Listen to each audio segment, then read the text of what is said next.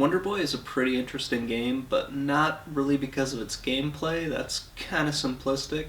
It's more interesting to me because of the history of the game. So let's go ahead and check that out, and I'll explain a little bit more about what I mean. So as you can see, it's a pretty standard side scroller. You just move along and need to collect fruit in order to stay alive.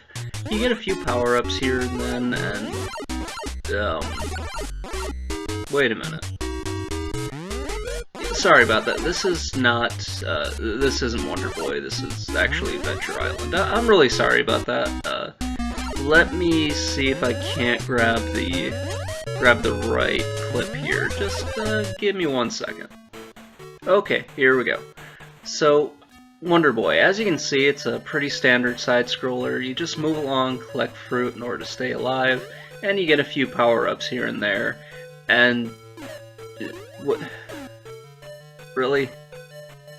This looks the exact same as Adventure Island. So what happened here?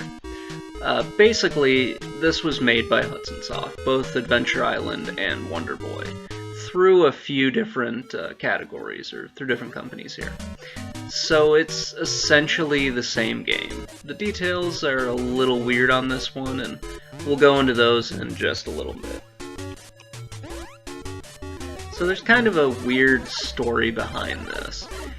Because it was made by Hudson Soft and later got ported onto the Master System, and then eventually got turned into Adventure Island, yeah, the games look pretty much the same. You can see that the Master System showed off a lot more power and everything, so it's a little bit more detailed, the sprites are a little bit bigger, and, you know, there's just something about it that I like. Unfortunately, there's also some problems with it too. So at this time, Hudson had been working on the arcade version of Wonder Boy, and were somehow able to keep the engine for Wonder Boy and turn it into Adventure Island. That's why you see the similarities in the gameplay between the first Adventure Island and Wonder Boy.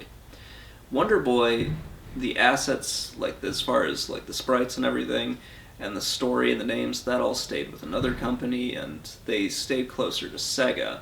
And that's why you have a lot of other Wonder Boy games, but they follow more of an RPG style, which I think works a lot better. I mean, it'd be kind of weird if you had basically the same game, but being ported to two different systems under two different names. That would get pretty goddamn confusing.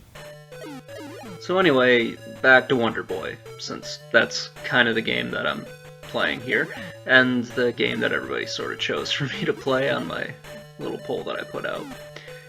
This is a pretty fun game, even though it's got quite a few problems.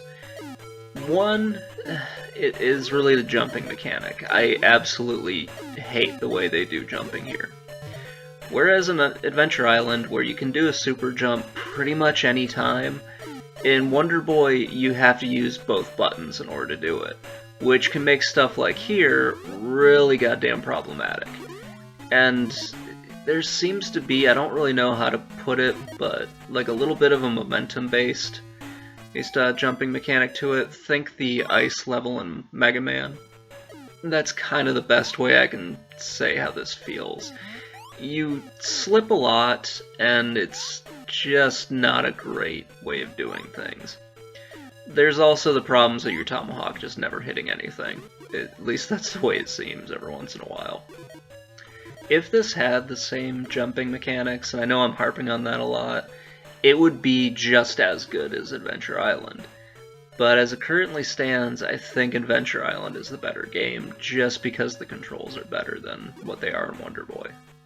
Despite all the problems that I had with Wonder Boy, I think it's a good game, but having Adventure Island sort of eliminates really the need to go back and play Wonder Boy, unless you're curious to find out where the series actually started. Adventure Island is just, in my opinion, it's the better game out of the two. Even though I did have fun with it, with Wonder Boy at times, it just has too many problems that get fixed in Adventure Island. I wish I could have played the arcade port to see exactly how it all worked out and what the big differences between those two were, because I think that would have been a much better comparison, but I think the one with Adventure Island still works because they were based on the same engine and have basically the same play style. Anyway, guys, that's going to go ahead and wrap it up. I've got a poll up for the next episode. If you guys want, you can go to my Twitter at Pixels and Magic, and you can vote there. Anyway, thank you very much for watching, and have a great day, everybody.